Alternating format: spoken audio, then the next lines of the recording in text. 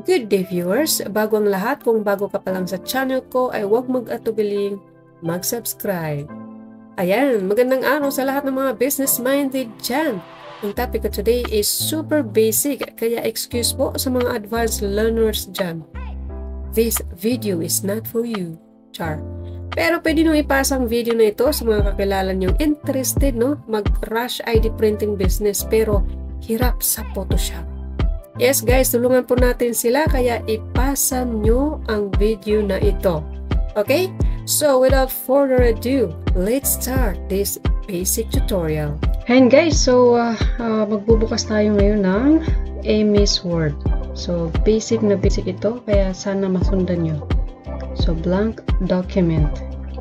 Okay, dito sa blank document, hindi marami, dalawang option natin para maglagay ng picture dito sa document, no? Una, insert pictures. This device, then hanapin nyo kung saan yun nilagay yung picture na i-edit nyo. Okay? So, ganyan. Yan yung unang option. Pangalawang option na recommended ko para sa inyo ay yung shortcut. So, delete muna natin to. Okay, so ito yung picture. Ngayon, itidrag natin siya. So, kung first time yung marinig yung term na dragging, itadrag. Okay? So, ibig sabihin nun, pipindutin mo siya, yung picture, gamit ang mouse, left click, okay? Tapos hold. Then, galawin nyo yung mouse, itapat nyo dito sa blank document, then, bitawan yung mouse. Ayan. So, yan yung mabilis na paraan. Okay? Ngayon, dito tayo sa editing na, no? Kakrap natin to. So, para ma-view ko siya ng buo, i-zoom out natin. So, dito sa right side, dito sa baba, zoom out natin siya. Dito. Ayan, click lang natin. Pero kung gusto mo din ng mas mabilis na paraan na pag-zoom out, zoom in, click mo yung control key sa keyboard. Okay? Click and hold. Tapos yung mouse wheel ay galawin mo pa forward. No? Ganyan. Scroll mo forward, then backward. Para sa zoom out, zoom in, zoom out. Okay? Aralin nyo guys dyan sa mga computer nyo para mas napapabilis kayo sa mga ginagawa nyo. Okay? So, after na ma-zoom out mo, then, siyempre, bibitawan mo na yung control key. Okay? Ngayon, punta tayo dito sa may picture format tab. Then, click natin yung crop. Okay? So, i-adjust lang natin to siya. So, tansyahin nyo na 2x2 yung gagawin natin dito. Okay, ganyan. Basic lang ito. Yan. Then, click mo yung crop. I-click nyo ang crop or enter. Okay? Yan. So, di ba malaki pa rin siya, no? So, i-resize natin yan ng 2x2. Enter.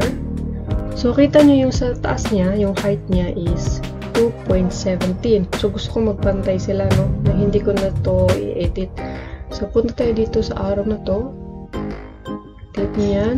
Then, i-uncheck itong lock aspect ratio. Okay? Then, itong height niya, gawin natin 2 inches. Okay? Then, okay. Ayan. So, naging 2x2 na siya. 2x2 talaga. Ayan. So, ngayon, di ba, kung i-visualize mo siya, kung mag-add ka dito ng isa pang 2x2, din 2x2, tatlo lang yung kasya, no? Ngayon, ang gusto ko is 4. Okay? So, baguhin natin yung layout niya. Yung size niya is A4. Kasi A4 yung laging ginagamit kong photo paper. So, isa-size natin siya sa A4 dito. Tapos, baguhin natin yung margin niya. Kasi nakasit yan sa 1 inch. Yun. So, ang left niya, babaguhin ko siya ng 0.05. Tsaka yung right, 0.05. And then sa taas, gagawin ko siya 0.5 or 0.3. Depende sa'yo. Pwedeng 0. Okay? Then, okay. Some margins are outside the printable area of the page. Okay, ignore nyo lang yan. Ignore. Ayan, so ito na siya. Ngayon, ika-copy paste natin to. So, Ctrl C, then Ctrl V. Copy, paste, paste, paste. Ayan, so diba? Basic.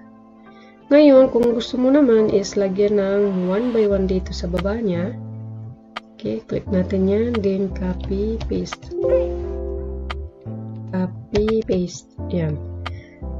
So, dahil ang gusto nga natin is 1 by 1, punta tayo sa format.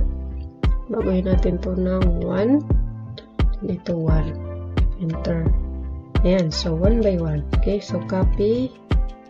So, hayaan nyo lang itong clipboard. Minsan lumalabas yan dyan kasi nagka-copy tayo. Close nyo lang. So, copy, paste, paste, paste, paste. Okay. So, nagkasya naman yung 8. Diba? So, hindi sayang ang ating photo paper pag print tayo dito. Okay? And so, dumako naman tayo sa pagpapalit ng background. No? So, dito sa MS Word, pwede tayo magpalit dito ng background. Subukan natin. Okay? Subukan natin. So, click nyo yung picture format, background remove. Okay, so dito sa picture na to naka-highlight. Itong naka-violet na yan, yan yung tatanggalin niya. So, kailangan i-mark nyo yung mga gusto nyo i-keep, di ba? Yan, so, dahil naka-highlight yung hair niya dito, zoom in ko lang. So, kailangan i-highlight din natin yung mga gusto nating i-keep. Okay? Ito. Kasi, pag hindi yan, okay. Pag hindi natin highlight yan, to keep, papalitan niya ng white.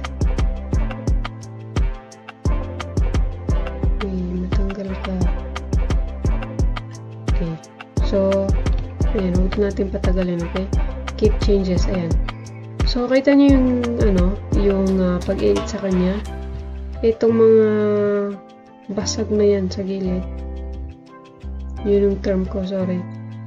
Hindi ko talaga gusto mag-edit dito sa MS Word, sa totoo lang. So, hindi ko siya nire-recommend. Kasi ayaw ko. Maglaro nito ng ganito, pero ayaw ko pa rin. Pwede mo siyang huwag na tayong dumako dun kasi basic lang tayo Okay, so subukan natin yung pangalawang option. Delete ko yan. Itong picture na to open natin, no, sa photo viewer, tapos edit. Ito yung pangalawang option ng pagpapalit ng background. Okay, so resize natin yan, crop natin.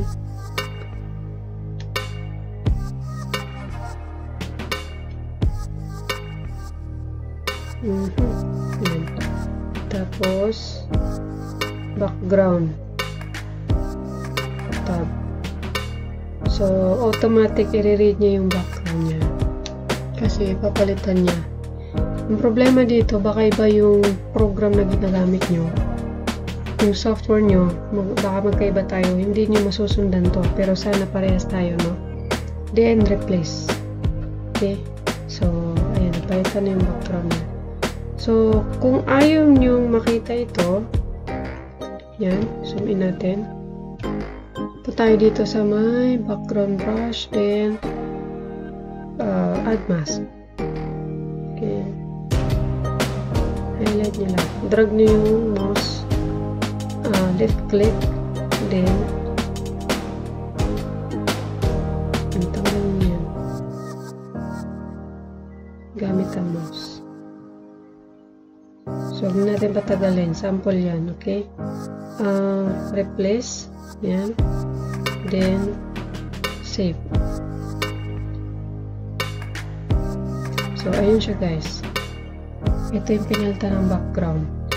Ngayon, naiintindihan nyo siguro kung bakit Photoshop lang talaga yung ginagamit ko as editor.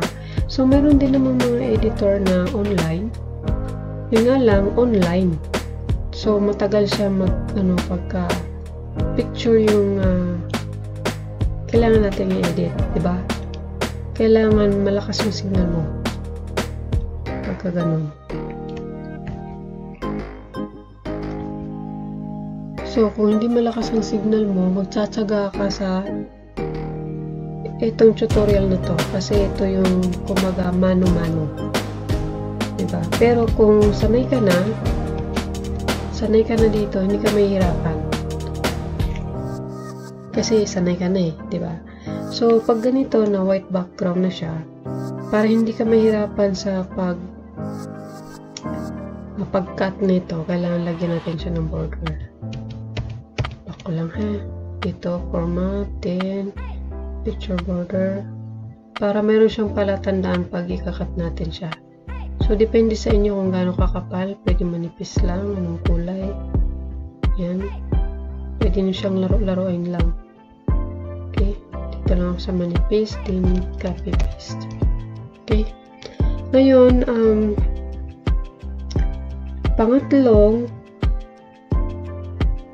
hindi pangatlo. Tips ko na lang, no? Para sa inyo. Kung meron na kayong business na ganito, tapos merong magpapaprint sa inyo ng picture, mas maganda kung kayo na yung picture. Tapos, kung white background yung kailangan niya, gumamit kayo ng white na tela, at dun yung picturean, para hindi nyo na kailangan mag-edit-edit. Diba? Simple lang. Hindi nyo na kailangan mag-edit-edit. Picturean nyo siya, white background. Make sure na yung telang gagamitin nyo is hindi gusot, no? Binatin nyo siya para hindi siya gusot tignan pagka pinicturean na. Okay? So, yun yung advice ko para hindi kayo mahirapan sa background editing. Okay? Yan. So, sana may natutunan kayo dito, no? Simple lang siya kasi nga basic lang. Marami pa rin hindi maka-operate ng ganito kasi nga pagka nagkakaedad tayo, hindi natin masyadong natatandaan, no? Pagka nagkakaedad tayo, yung mga ganitong tutorial. So, panoorin nyo lang ng paulit-ulit ito, no? Sa mga hindi masyadong sa computer, para pag paulit-ulit nyo yung ginagawa kasi, masasanay din kayo. Okay? So, tiyaga lang. Ang Rush ID photo printing kasi hindi yan namamatay na business. So, okay din siya na pang business. Tsaka kung may laptop kayo or mayroon kayong printer, additional pagkakakitaan nyo yan. So, sana may pasa nito sa mga alam nyo na nahirapan sa ibang application, no? Gaya ng Photoshop. At saka dun sa mga walang internet connection, nahirapan online editing.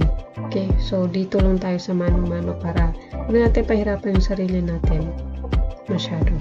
So, basic ito. Sana may natutunan kayo. Pasa nyo sa iba. Mag-like kayo, mag-subscribe, comment kayo. Siyempre, magtanong kayo para meron tayong pinag-uusapan dito. Para mas makagawa pa ako ng ano pa yung pwede kong maitulong sa inyo na nalalaman ko tungkol dito. Okay? Yan. So, maraming salamat po sa inyong panonood. Bye-bye.